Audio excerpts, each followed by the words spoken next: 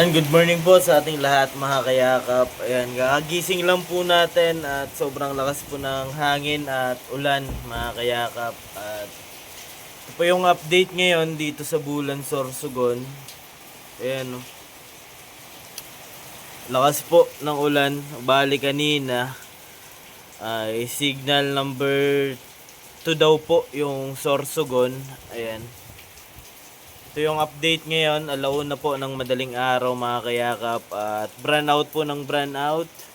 Kaya lumabas po tayo kasi tunog ng tunog po yung doorbell dito. Kala ko, kasi tulog po ako, kala ko kung ano po mga kayakap. Malakas po yung hangin and safe, keep safe po tayo mga kayakap at may bagyo po dito sa Sorsogon at sa ibang lugar po mga kayakap, ingat po tayo palagi at kung mayroon po tayong malilipatan na pwede po tayo makapag-evacuate, ayan, lipat na po tayo habang maaga pa po mga kayakap, habang hindi pa baha, ayan, kasi mahirap na po mag-evacuate kapag malakas na po yung ulan at syempre kapag baha na po, ayan, lamig mga kayakap.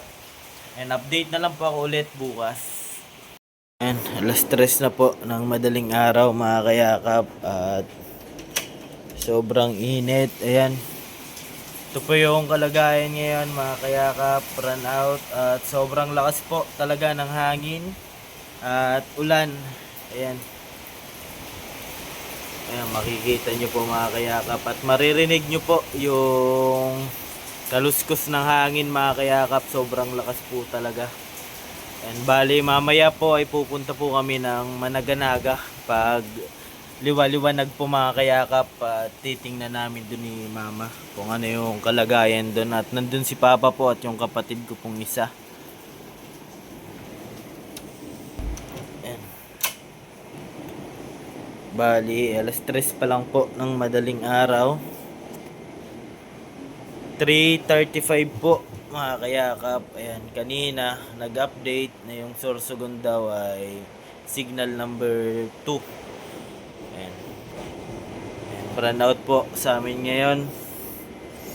Ayan, brownout tayo mga kayakap at yun nga, malakas yung hangin kaya nag-brownout, baka may mga matumbang puno. Ayan, sana wag naman po mga kayakap at yung mga kababayan natin na nasa mga mamababang lugar po, binabaha. Ayan, madaming puno, landslide, and pray lang po tayo palagi mga kayakap at update na lang po ako ulit mamaya. Ayan, good morning po sa ating lahat mga kayakap at umaga na po. Ang oras po natin ay 6:09 po ng umaga.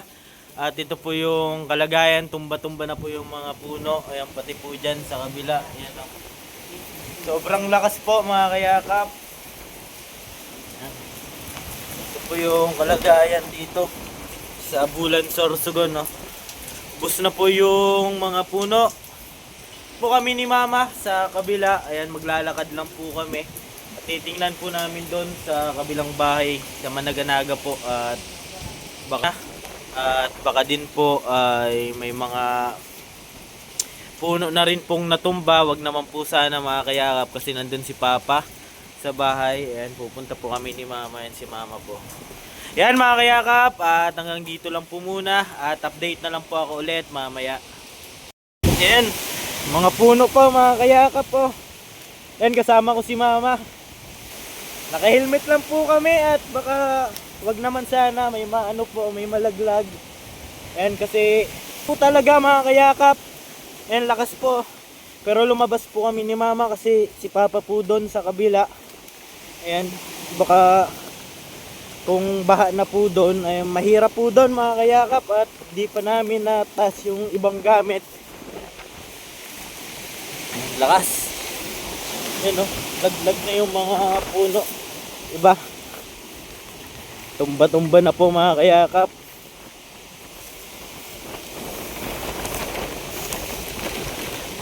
Lamig. Ayan, diba ma? Hindi na po kami nagmotor at delikado po. Update na lang mamaya mga kayakap.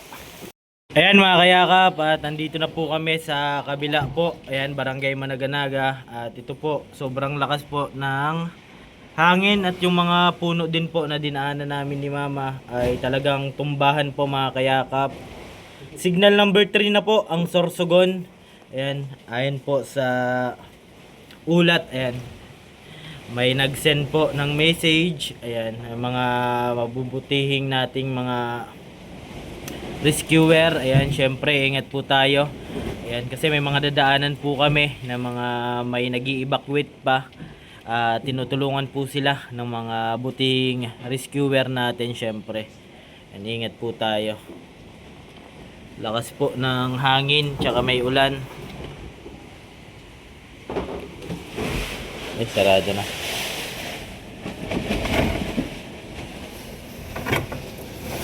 Ayan o. Yun, sobrang lakas po mga kayakap po. Ayan, ingat po tayong lahat. Ayan, update na lang po ako ulit at mag-aayos lang po kami. Ayan, lakas po mga kayakap ng hangin at syempre naulan din po ng bahagya.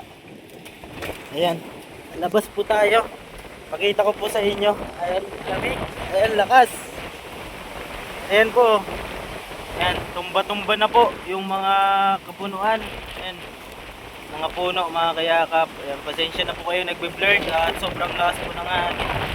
Ayan, ito po yung kalagayan dito sa Managanaga sa kabilang bahay po. Kaya nagpunta kami ni Mama kasi delikado po talaga dito. Nabaha po ay lampas po dyan sa pader. Ayan, grabe, lakas. Good morning po sa ating lahat. Andito na po tayo sa kabila mga kayakap. At yan o. Grabe. At nakakalungkot lang po at bago pa lang po itong pinapagawa sa terrace. Yan o. Grabe. Laglagan po mga kayakap at medyo pricey din po yung pagpagawa nito. Syempre pinaghirapan din. Ayan. Kasi hindi natin masisisi, walang masisisi mga kayakap at nasira yung ano dyan yung sa may kisame daanan ng tubig kaya nakapasok yung hangin. Grabe. Lakas mga kayakap. Yung mga puno oh, tumba-tumba na po. Lakas. Okay mga kayakap, at baba muna ako at sobrang lakas ng hangin. Update na lang po ako ulit mga kayakap.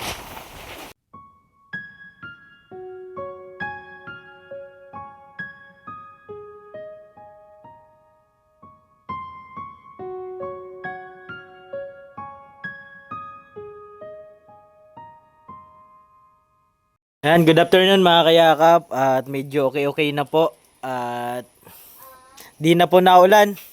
Kanina po malakas yung hangin at saka malakas din yung ulan mga kayakap, at ito po yung napinsala niya, yung mga halaman po dito, mga tanim. Ayan, talagang natumba mga kayakap. Tapos dito sa likuran, ayan oh. Grabe. Tapos yung sa taas po, ayan, puntahan po natin mga kayakap. Ayan mga kayakap, at nag-ano lang tayong damit at medyo po mainit at brown out nga po mga kayakap. Ito yung kinuha natin kanina na nilipad po doon. Yung mga ilaw po na iba ay di po namin mahanap kung saan po nilipad ng hangin. Ayan, grabe. Pati doon oh. Ayan, grabe. Halos malakas po talaga yung ulan. Di naman gaano, pero yung hangin, grabe. Yan ito. Ito yung natira. Ayan. Yan ang natira na kisame. The rest ay nilipad mga kayakap. Kanina ay mapapansin nyo, sobrang lakas po ng hangin. Thank you Lord at kalmado na. Ayan. Sana wag naman pong yung mga ibang mga kababayan natin, sana wala naman pong napahamak mga kayakap sa bagyo po na dumating. Ayan, ito po talagang ano po yung mga puno. Ayan, sigawa nga po lakas ng hangin dun sa kabila. Ayan, kabilang barangay na po yan dyan. Ayan, nag-aayos din po sila.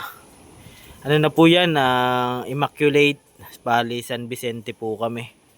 Kabilang ano na po yan, barangay.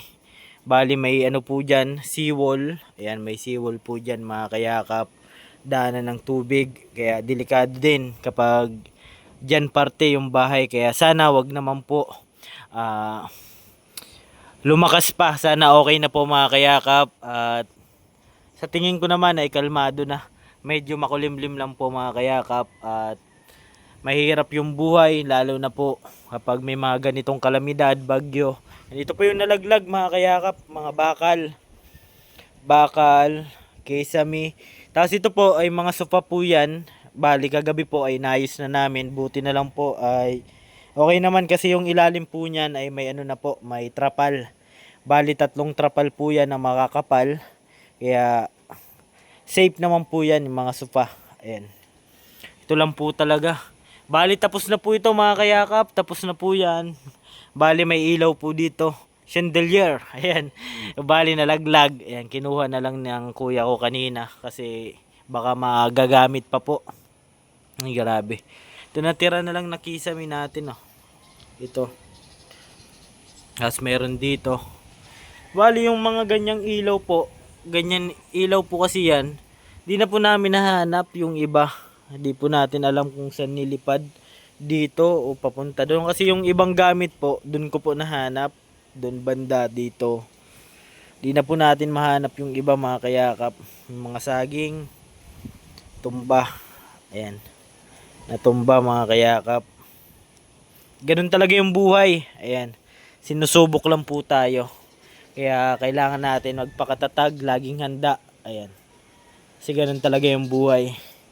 Darating at darating tayo sa punto na susubukin tayo ng panahon. Ito po yung natanggal. Ayan o. Natanggal po yan mga kayakap. Sa tingin namin, kapag natanggal po yan, kaya pumasok yung hangin. Ayan kasi may mga ano. Pumasok yung hangin mga kayakap. Kaya yung kesame ay naapektuhan. Bali galing kami kanina sa Managanaga. Sobrang lakas din po. At thank you Lord pa rin. Ayan, palaging mag-thank you pa rin tayo kay Lord kasi everything's happen for a reason po yan. Ayan. Kung talagang kay Lord tayo, poprotektahan po tayo ni Lord. Huwag po kayong matakot kapag si Lord po yung kasama natin. Sinusubok lang po tayo ng panahon mga kayakap. Bali, tumba din po yung mga ano dyan, oh. Yung mga nakalagay po dyan na mga harang. Ayan. Tapos yung papaya dyan na malaki. Ayan. Tumba po mga kayakap, daming bunga pa naman. Tapos yung papaya din dito, yun o, yan o, madaming bunga po yan mga kayakap, di pa kinukuha. Ayan, kasi may ari po nyan. Ayan, pag kinuha siguro hingi tayo kasi sarap din po yan. Gawin nating atsara. Bali doon sa kabila, ayan, may mga natumba din na puno sa labasan, sa dinaanan natin. Di po natin lahat na videohan. Diyan po banda mga kayakap ay nadaanan namin, may natumbang puno, malaking puno po, tsaka poste. Tapos dun sa kabila, yung mangga naman matutumba na po. Buti na lang ay kalmado na. Ayan, thank you Lord. Ayan. Sana wala naman pong naapektuhan ng mga kababayan natin na talagang sobrang apektado kasi syempre yung pagbangon mga kayakap, ayan. Pero bangon pa rin po tayo. Kasi nga, ganun talaga yung buhay, ayan. Yung importante, ligtas po tayong lahat. Ingat lang po tayo palagi. Ayan, yan po, seawall na po yan dyan. Yan, yan, may tulay po yan dyan, may tulay. Yan, yan yung seawall nya. Bali, namamagitan sa dalawang barangay. Ayan, ito talaga yung ano. Sabi nga ng kuya ko, okay lang basta ligtas po mga kayakap kasi yan naman ay mapapalitan naman po yan. Siyempre mahirap kapag buhay yung nawala. Ayan. Pero yun, tuloy-tuloy pa rin po tayo. At least safe po tayo mga kayakap. At ganun talaga yung buhay, nangyayari po talaga yan para matest kung hanggang saan tayo mga kayakap. Kaya pakatatag lang po tayo. Ayan o. Mga nyug pa dyan, nyug, delikado po yan. Kanina po sobrang lakas, talagang rinig nyo po yung kaluskos ng hangin, tunog ng mga SIM. Ayan, talagang maririnig po natin. Nakakatakot mga kayakap. At yun, binalot din yung groto ng net. Kasi may mga halaman po yan.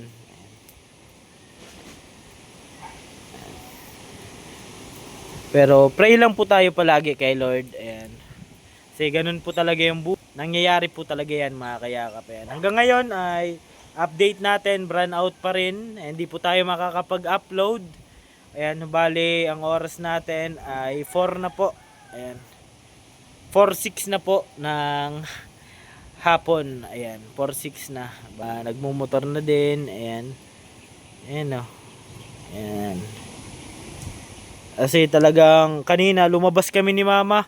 Kung makikita nyo sa video, lakad lang kami ni mama kasi iniisip namin kapag bumaha po doon sa lugar na galing kasi kami doon kahapon, talagang bahain po yun na barangay namin, barangay Managanaga. Kaya tiningnan namin, maaga po kami umalis kanina, mga alas 6 po ng umaga. Alas 5, ayan, dumating kami sa bahay ng alas 6. Bali, okay naman po. At may mga natumba lang na mga tubo, mga puno. Pero okay lang naman po mga kayakap. Yung importante, safe po tayo. Yung mga naglalaro na yung mga aso mga kayakap po. Ayan, narinig tayo. Lagi po yan dyan sa may sa may tanglad po. Lagi po yan dyan ng mga aso. Di ko lang alam kung anong ginagawa dyan. Tambayan nila yan mga kayakap.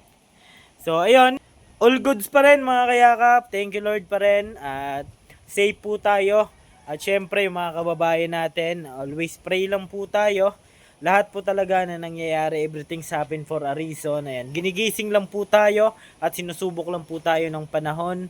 Ayan, pakatatag lang po tayo palagi. At ganun talaga yung buhay. Ayan, sabi ko nga, may hirap at may ginhawa mga kayakap. At may saya, may kalungkutan.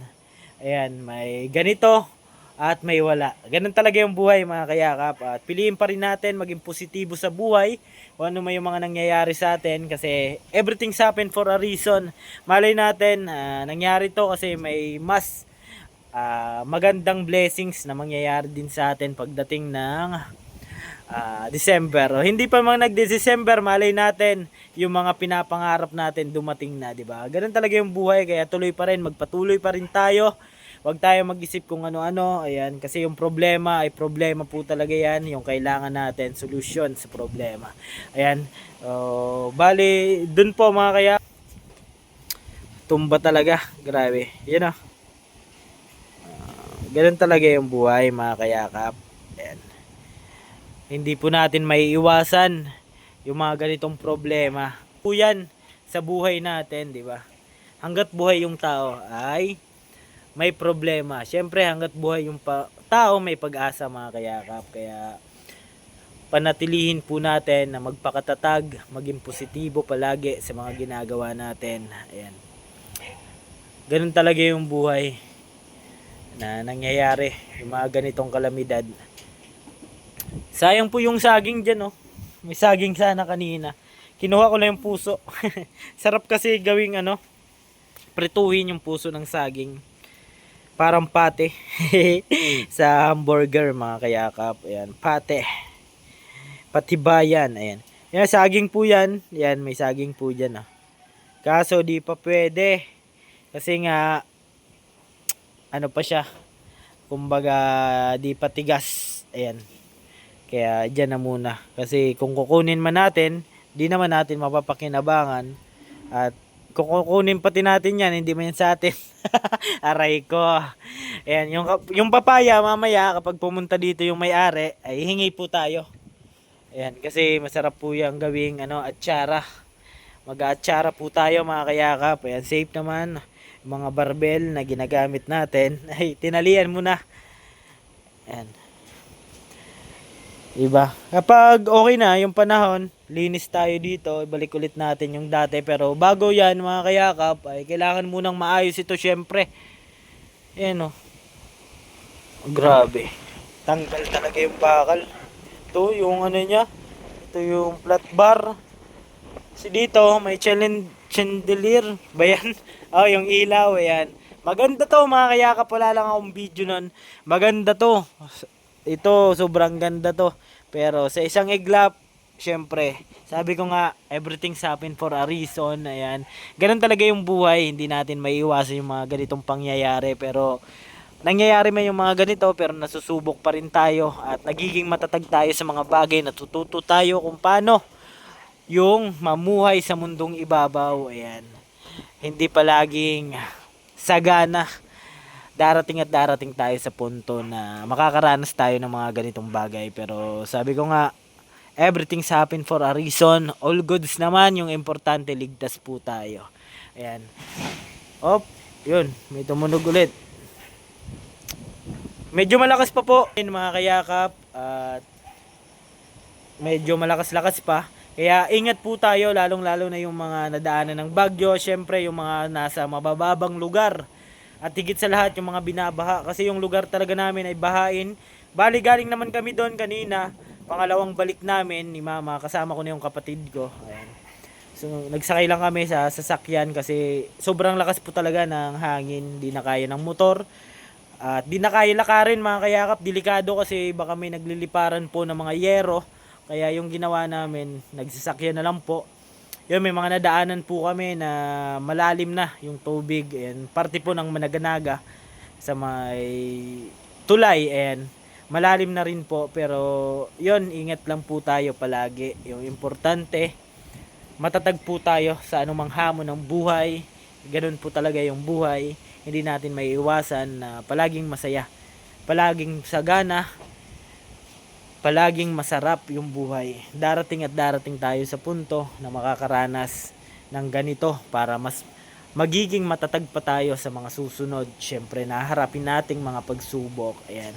Yan mga kayakap. At hanggang dito lang po muna. At ako po palang inyong lingkod, Kuya Kenz TV. Kayakap mo sa hirap at ginhawa. At lagi ko pong sinasabi, tumulong tayo sa iba. Kahit tayo kapos din tulad nila. Ayan mga kayakap. At pakatatag lang po tayo. Always positibo lang po sa buhay.